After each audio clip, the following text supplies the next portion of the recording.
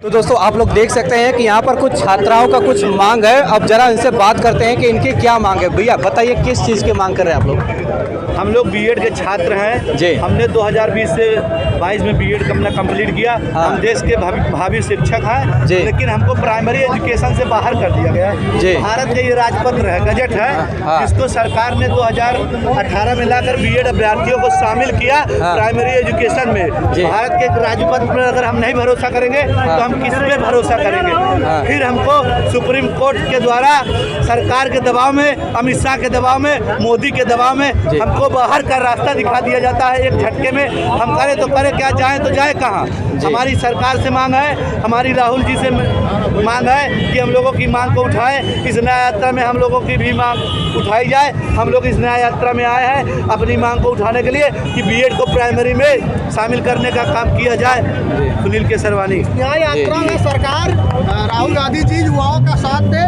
जो युवाओं का साथ देगा वो भारत पर राज करेगा। जो युवाओं पे साथ देगा वो सत्ता पे राज करेगा। क्या आप लोगों को ऐसा लग रहा है कि वर्तमान सरकार छात्राओं का सहयोग नहीं कर रही है? वर्तमान सरकार छात्रों का केवल दमन कर रही जी। है, नौकरी वैकेंसी के नाम पर धोखा दे रही है, शोषण कर रही जी। है और युवाओं के साथ मात्र खिलवाड़ कर रही है। लगातार सुसाइड रेट बढ़ रहा जी। है। कोटा देख लीजिए, प्रयागराज देख लीजिए, चाहे जहां पर जाएंगे, कानपुर देख लीजिए, सुसाइड करने वाले छात्रों की संख्या बढ़ रही है। बेरोजगारी उत्तर प्रदेश ही नहीं पूरे भारत में नंबर 1 पे चरम पे है। 45 साल में क्राइम रेट लगातार बढ़ता जा रहा है। हम लोगों को कोई न्याय नहीं मिल रहा है। अभी 11 तारीख को आरओ का एग्जाम है जो है कि रद्द हो गया, लीक हो गया। इस पे क्या कहेंगे? क्या वर्तमान सरकार की इसमें कोई चाल है? जी, आरओ का फॉर्म हम लोगों ने भी भरा था। जी। हम आरओ के उत्तर प्रदेश लोक सेवा आयोग पर प्रदर्शन कर रहे थे। जी। उत्तर प्रदेश लोक सेवा आयोग का नाम उत्तर प्रदेश लीक सेवा आयोग कर देना चाहिए।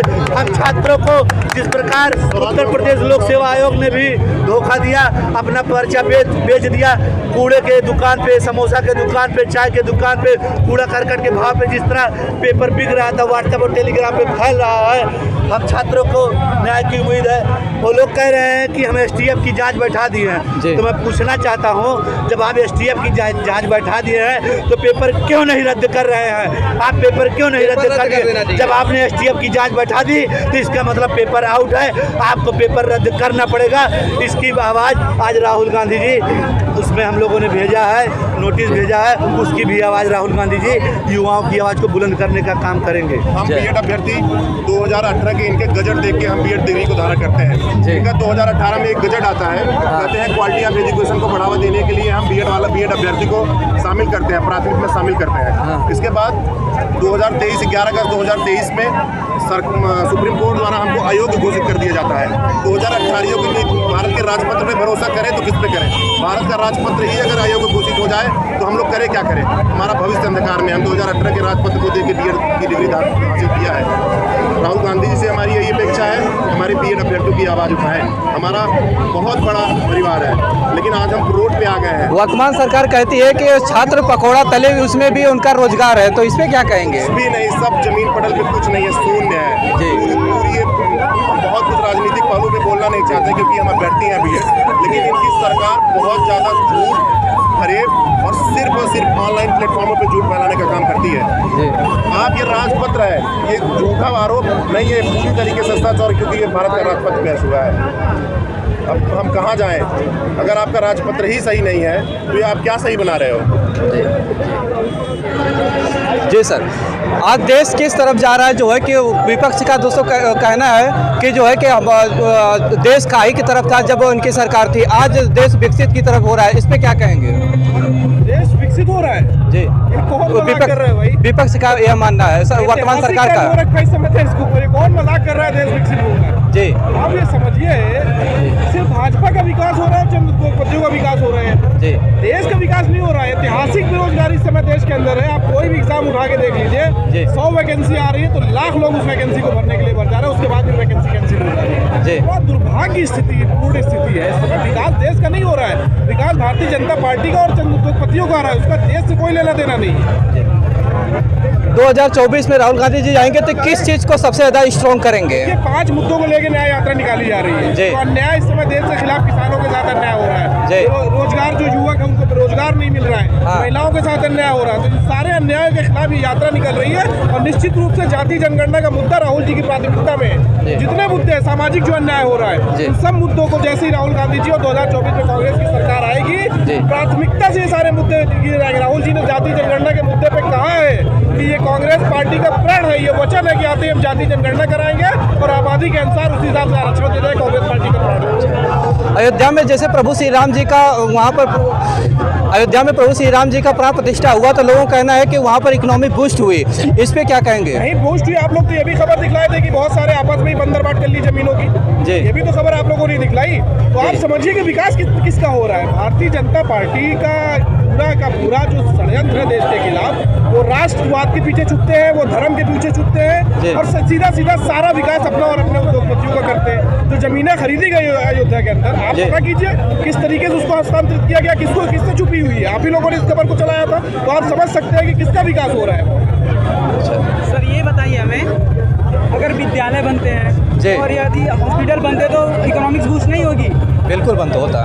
वो मुद्दा क्यों नहीं उठा रहे हैं कि विद्यालय बनाया जाए, हॉस्पिटल बनाया जाए? मैं अग्निवीर का छात्र रहा हूँ, 2021 में मैं तैयारी करने आता एयरफोर्स। हाँ। आज 3 साल हो गए।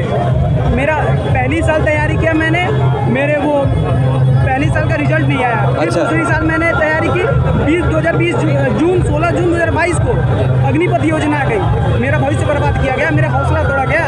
मेरी हाइट नहीं है कि मैं यूपी पुलिस में फॉर्म डाल सकूँ। मैं किस चीज़ की तैयारी करूँ ये बताइए।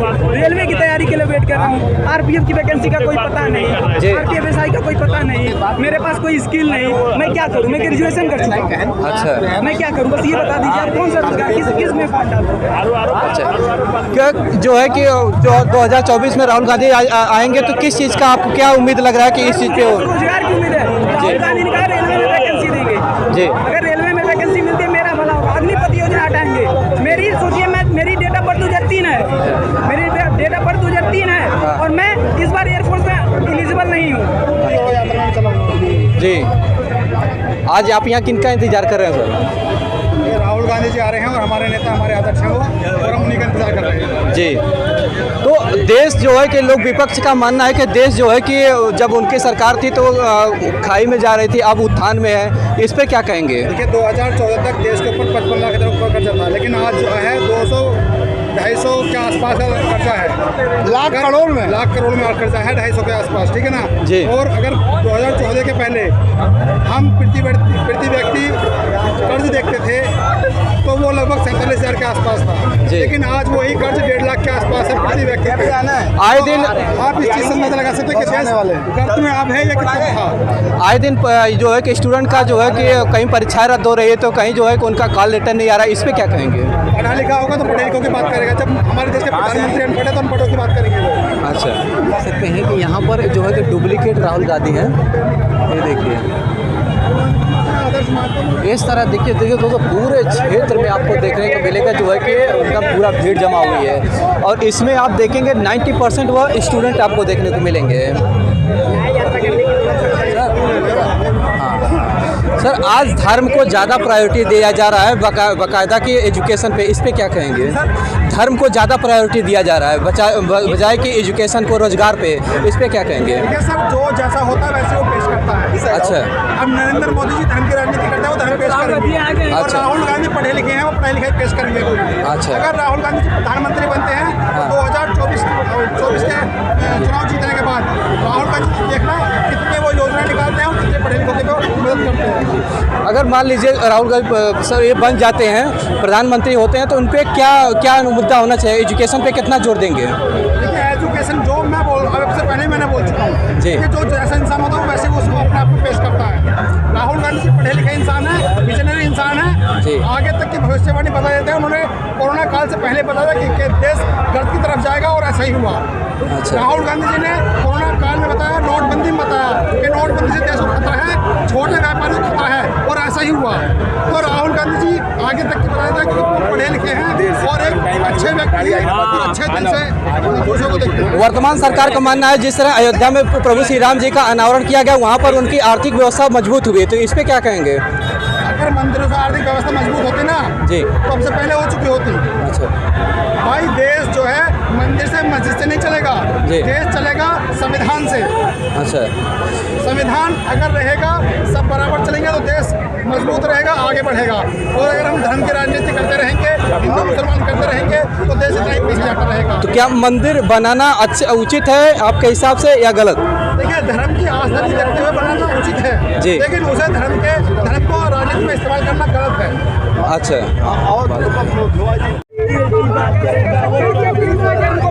जो बीएड की बात करेगा, जो बीएड की बात करेगा, जो बीएड की बात करेगा, जो बीएड की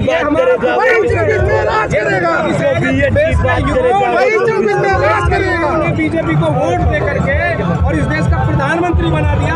आज वो युवा बेरोजगारी के दलदल में धंस के दम तोड़ रहे हैं। इनकी सुनने वाला कोई नहीं है।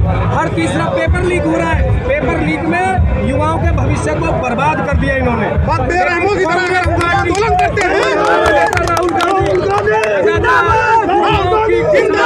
महिलाओं की जो बीएड की बात करेगा, जो बीएड की बात करेगा, जो बीएड की लो हम यहाँ पर आप किनका इंतजार कर रहे हैं सर? किनका इंतजार कर रहे हैं आप? माननीय श्री राहुल गांधी जी का, अपने नेता का, जी जो तो देश की आवाम आवाज़ है, जी। देश की जनता की। क्या लग रहा है कि देश कहाँ जा रहा है, किस तरफ जा रहा है? देश ने रुख कर लिया है और कांग्रेस की सरकार 2024 में बनने जा रही है, इंडिया की सरकार। माननीय राहुल गांधी जी प्रधानमंत्री बनेंगे 2024 में। विपक्ष का यह मानना है कि जो है कि जब उनकी पार्टी थी तो जो है कि देश बहुत उस खाई में गया, अब उनकी पार्टी आई तो देश उत्थान पे है। इस पे क्या कहेंगे? देश कहीं उत्थान पे नहीं, जो 2014 तक हुआ उसी पे भारत देश अभी अटका हुआ। केवल महंगाई बढ़ी है, जी। बेरोजगारी बढ़ी है, जी। नफरत बढ़ा है, भ्रष्टाचार बढ़ा है, जी। और तमाम देश की जितनी संस्था है वो बस बेची जा रही है। अच्छा। और मोदी सरकार ने कुछ नहीं किया, सिर्फ जुमलेबाजी की। अच्छा तो लग रहा है कि 2024 में इस बार जो है कि कांग्रेस हवा ने दे दिया है। देखिए, आम जनमानस भारत कह रही है जी कि हमारे राहुल गांधी जी 2024 में प्रधानमंत्री बनेंगे। और भारत जोड़ो न्याय यात्रा इसलिए निकाला गया कि आम जनमानस की जो तकलीफें हैं, उनकी जो लाचारी है, वो आवाज़ उठाने के लिए भारत जोड़ो न्याय यात्रा राहुल गांधी जी ने निकाला गया। बहुत बहुत शुक्रिया आपको। आज कैसा लग रहा है कि आज यहाँ पर जो है कि हमारे माननीय नेता राहुल गांधी जी इलाहाबाद पधार रहे हैं जी और हम लोग उनके स्वागत के लिए गाड़ी टिकट का इकट्ठा खड़े हुए हैं। अच्छा। और हम लोग मजबूती के साथ उनको आगे बढ़ाने के लिए जिस तरह से देश को मोदी जी ने बिगाड़ दिया है, जी। 80 करोड़ भिखमंगा बना दिया है, जी। ऐसे में राहुल गांधी देश की बागडोर को संभालेंगे तभी देश आगे बढ़ेगा। ऐसा जो है कि विपक्ष का यह मानना है कि जो है कि देश उनके समय में उतना प्रोग्रेस नहीं कर पाया जितना करना चाहिए था। इस बात में कितनी सत्यता है? ये पूरी तरह से झूठी बातें हैं। केवल झूठा प्रचार किया जा रहा है जी। और कुछ नहीं हो रहा है। देश जहाँ था उससे और नीचे जा रहा है जी। देश को आगे बढ़ने में झूठ बोल रहे हैं, इनका कोई मतलब नहीं है। अच्छा कि ये दोस्तों ये स्वराज भवन है। इस स्वराज भवन के पास ही आप देख सकते हैं कितनी ज़्यादा जो है कि पब्लिक जुटी हुई है। लोग जो है कि उनका इंतजार कर रहे हैं राहुल गांधी जी का, जो कि कांग्रेस अध्यक्ष हैं।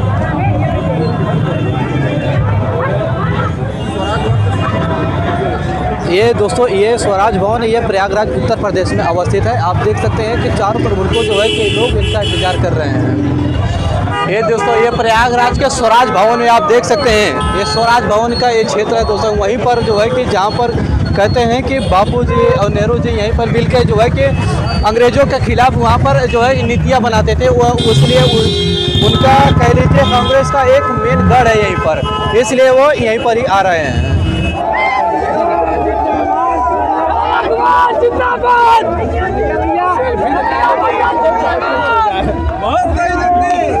हाथ नीचे कर रहे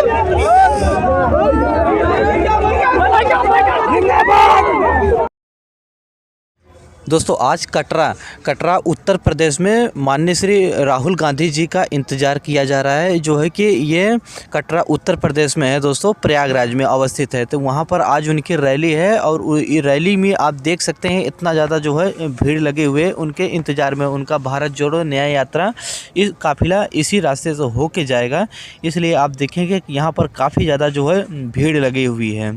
और ये भीड़ जो है कि कटरा तक ही सीमित रहेगी। यहीं पर एक रैली, एक सभा होगी, उसके बाद वह आगे की तरफ निकल जाएंगे। तो दोस्तों आप लोग ये रियल राहुल गांधी जी को आप देख सकते हैं। ये हम आप लोगों को दोस्तों दिखा नहीं पाए क्योंकि इसका जो रियल ऑडियो था वो दोस्तों किसी कारणवश से निकल गया था, तो वो रियल ऑडियो सही से नहीं आया, तो मैं अलग से ये वीडियो डाल रहा हूँ। इसका ऑडियो अलग से, लेकिन आप देखिए इतना ज़्यादा भगदड़ जो है मची हुई है उनके यहाँ काफ़िले पहुँचने की वजह से।